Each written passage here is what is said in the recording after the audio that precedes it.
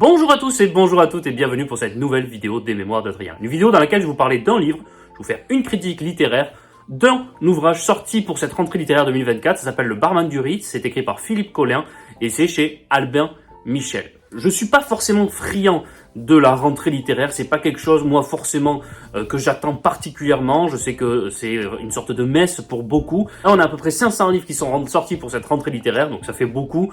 Honnêtement, je ne suis pas du tout intéressé à tous ceux qui sont sortis, mais voilà, j'en ai sélectionné en fait comme si c'était des sorties tout au long de l'année. J'en ai sélectionné certains qui pouvaient m'intéresser. Le Barman du Ritz, Philippe Collin, j'en ai entendu énormément parler. Ça parle de Frank Meyer, qui est un émigré autrichien juif et qui est embauché au Ritz, donc pour être le barman avant la guerre. Autre chose importante, il a fait la Première Guerre mondiale, c'est un ancien combattant des tranchées. Et en fait, la guerre arrive, les Allemands occupent Paris, couvre-feu dans toute la ville, sauf au Ritz, où d'ailleurs les dirigeants sont suisses, donc il y a une neutralité qui leur permet comme ça de continuer à travailler. Et au Ritz vont défiler Göring, les grands dirigeants de l'armée allemande, mais également donc des Allemands, mais également des artistes qui vont continuer à venir, comme Sacha Guitry par exemple, qui va régulièrement passer. Et donc Frank Meyer, lui, il va essayer par sa diplomatie, par son sens de l'équilibre, par son talent également des cocktails. C'était un as des cocktails, il était connu comme la star de l'époque à ce niveau-là. Et d'ailleurs, il y a son livre sur comment faire des bons cocktails là qui reparaît. Et Frank Meyer, lui, d'ailleurs, il va jongler un peu entre les deux, c'est-à-dire que certes, il va continuer à faire son travail pour les Allemands, pour la haute hiérarchie allemande, etc., pour les collaborateurs, enfin ou ce qu'on appelle les collaborateurs qui continuent de venir au Ritz, mais également il va aider le réseau de résistance, il va aider à obtenir des faux papiers pour des juifs qui vont être dans l'hôtel, pour des employés. Lorsqu'il entend grâce à son réseau que quelqu'un est en danger, il va vite l'avertir pour pouvoir quitter la France, pour pouvoir quitter Paris. Donc il va être un peu les deux, c'est la face cachée de Frank Meyer, c'est ce qui est intéressant avec ce personnage, et pour ça que je trouvais intéressant d'en faire un roman, et également on suppose qu'il aurait également aidé à l'un des complots qui aurait permis d'assassiner Hitler, etc., même si on sait que ça a échoué. Et voilà. Donc Frank Meyer était vraiment dans l'équilibre entre les deux. Est-ce que j'ai aimé ce livre? Est-ce que je vous le conseille? Mais très sincèrement, non. Voilà. J'ai vraiment... allez, le mot est fort peut-être, mais j'ai vraiment pas aimé du tout. Il y a rien qui m'a plu en fait dans ce roman, et c'est même ce que je n'aime pas en fait dans les romans et dans ce type de roman. Donc c'est pas un conseil que je vous ferai. Alors évidemment, vous pouvez aller essayer par vous-même si le thème vous intéresse, si la période vous intéresse, ou si ce que fait habituellement Philippe Collin vous intéresse. Parce que préambule est indispensable, important. Je ne connais pas du tout ce monsieur Philippe Collin. Je ne le connais pas du tout. Je ne sais pas ce qu'il fait. Je ne connais pas le travail qu'il fait à la radio en tant que producteur, en tant que créateur de podcasts, etc. Donc je ne le connais pas. Sur Twitter, c'est assez amusant parce que j'ai commencé à dire, j'ai lu ce livre, j'ai détesté, je vous en parlerai bientôt. Il y en a qui ont dit, ah oui, mais va voir ce qu'il fait sur France Inter, va voir les podcasts qu'il fait. Quel rapport en fait? Moi je veux bien aller écouter ce qu'il fait, il fait sûrement des choses très intéressantes, encore une fois je ne le connais pas, mais quel rapport avec la critique du livre? C'est comme si un élève obtenait un 2 en mathématiques et qu'il allait voir le prof, et il dit, ah oui mais monsieur, je fais des super tiramisu. Oui, très bien, tu m'en apporteras un, mais je note au fait ton devoir. Mais là, c'est pareil, je m'en fiche en quelque sorte de ce qu'il fait sur France Inter, de son talent de conteur, est-ce qu'il est historien ou pas. J'ai entendu dans Le Masque et la Plume qu'il y avait une polémique, est-ce qu'il est historien. Moi, je m'en fiche de tout ça. Moi, je juge le livre que j'ai eu à lire, et c'est la seule chose, voilà, qui m'intéresse. Et personnellement, non, j'ai pas aimé du tout ce roman, parce que en fait, on a l'impression que, apparemment, c'est son premier roman. On a l'impression justement qu'il sait pas où se placer lorsqu'il rédige ce roman. Est-ce que c'est un roman? Est-ce que c'est un récit fictif? Est-ce que c'est une sorte de biographie romancée, etc. On a l'impression qu'il n'a jamais trop su où placer le curseur de son livre. Et en fait, je suis jamais rentré dedans. J'ai pas compris en fait l'intérêt de ce livre. Ce qui aurait été intéressant peut-être, c'est d'écrire un vrai récit, un peu comme j'avais parlé ici de Rose Valland par Jennifer Lesieur, qui avait écrit une superbe, et c'était pas un roman pour le coup, c'était vraiment un récit, mais romancé, c'est-à-dire raconté de manière dynamique, etc. de Rose Valland, l'espionne qui avait permis de sauver des œuvres d'art pendant la Seconde Guerre mondiale. Là, c'est un roman. Il va inventer certains passages, on imagine, parce qu'on sait qu'il y a des moments obscurs de la vie de Frank Meyer, donc il invente peut-être des histoires d'amour, il invente peut-être des personnages, etc. Mais sous couvert quand même de la véracité historique. C'est-à-dire qu'il va quand même présenter le tout comme étant quelque chose de sérieux historiquement, de sourcé, de recherché, etc. Et c'est là que ça me dérange, parce que je sais qu'il y a des choses assez troubles, et on ne sait pas tout sur ce personnage. c'est un personnage qui inspirerait un roman extraordinaire, mais là, on ne sait pas vraiment à quoi on a affaire, on ne sait pas vraiment quelle est l'intention de l'auteur, de Philippe Collin. Et je suis jamais rentré dedans à cause de ça, parce que du coup, c'est pas une biographie historique, donc on ne sait pas exactement si tout ce qu'on nous dit est vrai. Et puis le roman en tant que tel, je l'ai pas trouvé intéressant. Écrit de manière, j'ai presque envie de dire scolaire, donc j'ai rien à dire sur le style, c'est ni beau ni pas beau, enfin, voilà, clairement c'est écrit de manière scolaire. On sent que Philippe Collin, il aime conter les histoires, etc., ça se sent, mais moi j'ai besoin de quelque chose en plus lorsque je lis de la littérature. J'ai besoin d'être transcendé, j'ai besoin de quelque chose qui me dise ah oui, là j'ai envie de poursuivre, ça m'intéresse, etc. Et je me sens ailleurs. Et là, j'avais l'impression presque de lire, oui, le script d'un podcast, de lire le script d'une émission, d'un documentaire, et pas un roman. Et moi, ça me gêne. Et les personnages n'étaient pas habités par des réflexions, par des problématiques complexes. C'était très manichéen, il y a les méchants collaborateurs, évidemment, c'est très mal, et je condamne évidemment la collaboration, c'est pas ce que je veux dire, mais il y a des romans qui arrivent à percevoir comme ça cette complexité. Je pense à l'immense chef-d'œuvre de Romain Gary, Les Cerfs-Volants, qui lui parvient à montrer cette complexité de l'époque et que, en réalité, aujourd'hui, on parle de résistants, de collaborateurs, de héros, de salauds, etc.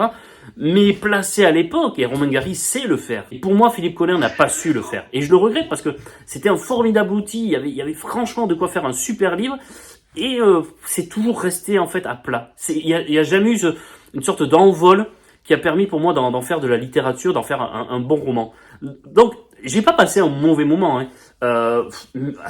Si, quand même, il y a 400 pages, j'allais dire ça, mais il y a 400 pages, je me suis quand même pas mal ennuyé. Je me suis pas mal ennuyé parce que je me suis dit, en fait, ça, je pourrais très bien lire un court article sur sa vie, et après, toutes les petites aventures qu'il invente, etc., c'était pas très intéressant. Les dialogues, pas forcément très crédibles.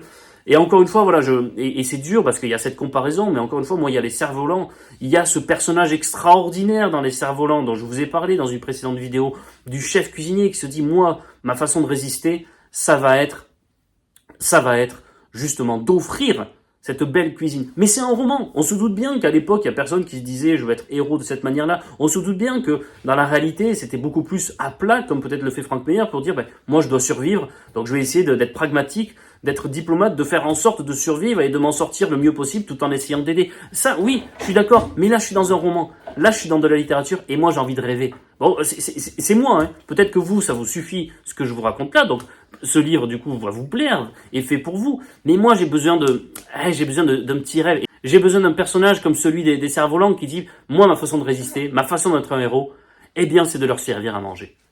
Et je trouve ça génial. Et Guitry, par exemple, il y a Sacha Guitry dans le roman. Mais quel dommage de ne pas avoir su exploiter ce personnage fascinant, complexe, perturbant parfois de Sacha Guitry. Là je le trouve fade en fait Sacha Guitry dans ce livre. Je le trouve fade. Donc en fait ce qui m'a déplu et ce qui peut vous plaire, c'est pour ça que moi je suis pas en train de dire n'allez pas l'acheter, ne le lisez pas, c'est mauvais. Jamais je dirais ça d'un livre. Il n'est pas mauvais. Clairement, ça serait insultant et ça serait manquer de respect à la personne qui a passé du temps, qui a mis de l'énergie et qui aime son livre et qui est aimé par des gens. Donc je dirais pas qu'il est mauvais, ça serait de manquer de respect à tout le monde. Aux lecteurs, aux éditeurs, aux auteurs. Je le ferai pas. En revanche, je peux vous dire que je n'ai pas du tout aimé. Je n'ai pas du tout aimé pour ça. Parce que pour moi, c'est pas de la littérature. Pour moi, c'est un récit qui se veut vêtir les habits d'un roman, mais qui n'en est pas un. Et clairement, je sens que, et j'ai envie que Philippe Collin écrive un second roman, parce que il a cette capacité quand même à compter les choses. On le sent. Il a cette capacité immense à compter. Et justement, je trouve que là où il est très fort, étrangement, c'est dans les notes de fin, de postface, où il raconte rapidement les histoires et les fins des personnages qui sont abordés. Et là, je me suis dit, quel dommage. Oh là, je me suis dit, quel dommage, parce qu'en fait, la fin de Frank Meyer, je ne la connaissais pas. Elle aurait pu... C'était ça que j'avais envie qu'il raconte, en fait. Parce que bon, la vie de Frank Meyer, ce qui se passe dans lequel, qui continue à faire des cocktails, etc. Oui, c'est intéressant, mais encore une fois, c'est un récit. Là où il y avait du matériel et il y avait quelque chose à faire, c'est sur sa fin. Pourquoi Frank Meyer, après avoir été quand même un héros pendant la guerre, après avoir, même s'il a été interrogé par les forces des Français libres, par les comités d'épuration, parce qu'on se demande pourquoi il a continué, pourquoi il a servi des cocktails à Göring, c'est quand même pas rien. Mais il a quand même servi de sauver des Juifs, il était juif lui-même, donc il fallait bien qu'il essaie de survivre. Et pourquoi cet homme, il est licencié du Ritz après la guerre? Apparemment, il aurait fait des choses un peu troubles. Et on ne sait pas exactement quoi. Pourquoi en 1947 il disparaît de manière assez mystérieuse, il meurt? Et on ne sait pas vraiment pendant longtemps où est-ce qu'il a été enterré. Et ça, il le raconte, et il raconte également le destin d'autres personnages.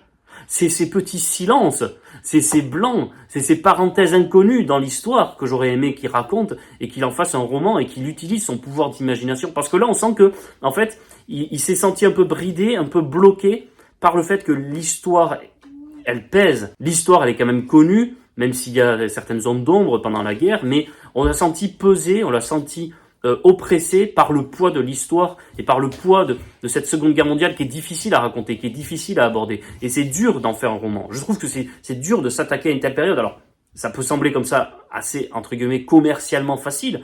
On parle de l'occupation, le barman du Ritz, qui était juif, qui est résistant. Donc, en fait, tout l'habillage est fait pour que commercialement, ce soit un succès.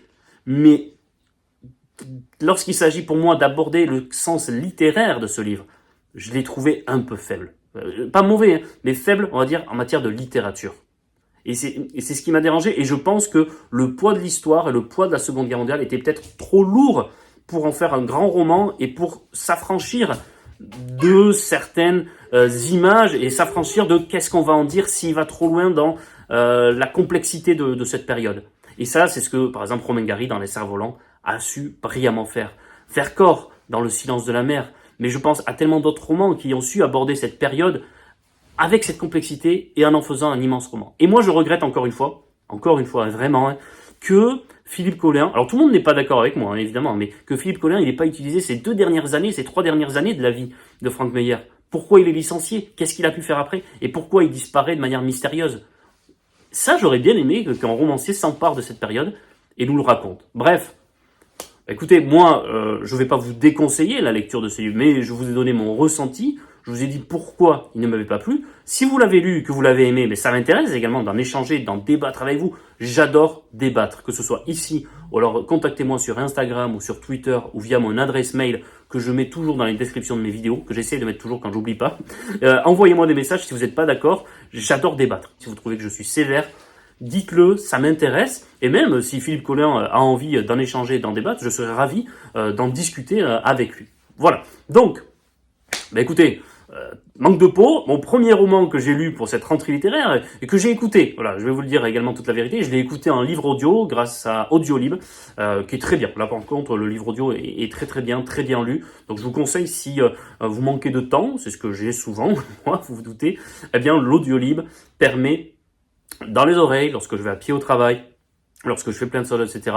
C'est pas un roman qui nécessite, qui a une langue hyper complexe, hyper poussée, qui nécessite quand même qu'on se penche dessus, qu'on relise plusieurs fois les phrases. Là, c'est un roman qui est fluide, qui est agréable à écouter, qui se laisse facilement écouter. Donc, honnêtement, si vous manquez de temps, choisissez la voie du livre audio. Et dernière chose que je vais vous dire, j'ai oublié de vous le dire sur la forme.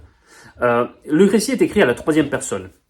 Donc, il y a un narrateur, mais qui est en fait très proche de Frank Meyer, parce qu'il est tout le temps là lorsque le narrateur est là, lorsqu'il s'exprime à la 3e personne. Et on sent que c'est un narrateur qui est dans l'esprit de Frank Meyer, parce que même lorsqu'il est écrit à la 3e personne, on a les ressentiments, et on a les pensées de Frank Meyer. Et tout cela, il l'entrecoupe, et c'est là que je dis qu'en fait, il n'a pas trop su où se placer, il a voulu apporter de la véracité historique là où on sent qu'il n'y en a pas tout le temps, et entrecoupé d'extraits du journal de Frank Meyer. Mais un journal de Frank Meyer, ça serait intéressant s'il apportait quelque chose par rapport au reste. Là, il apporte rien, parce que même lorsqu'il y a le narrateur qui est à la 3e personne, on est déjà dans la pensée, dans l'esprit, dans le cerveau de Frank Meyer. On sait déjà ce qu'il pense, même si c'est écrit à la 3e personne. Un journal comme ça, c'est intéressant lorsque on ne sait pas du tout ce que pense un personnage, et qu'ensuite, pendant un chapitre, on voit qu'en fait, il n'est pas du tout en adéquation avec ce qu'on est en train de lire du récit. Il n'est pas du tout en adéquation avec ce qu'on est en train de lire du récit, et il pense des choses qui nous apportent des choses. Là, ça nous apporte rien. Donc là, ça m'a encore une fois dérangé, et c'est là que je dis vraiment qu'on l'a senti bloqué, on l'a senti ne pas vraiment savoir où poser le curseur. Voilà, donc j'en ai terminé sur ce livre. Je reviendrai pour vous parler d'autres livres que je suis en train de lire, justement, ou d'écouter de la rentrée littéraire.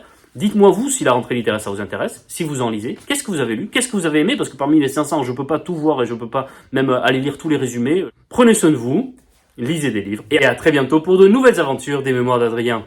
Au revoir.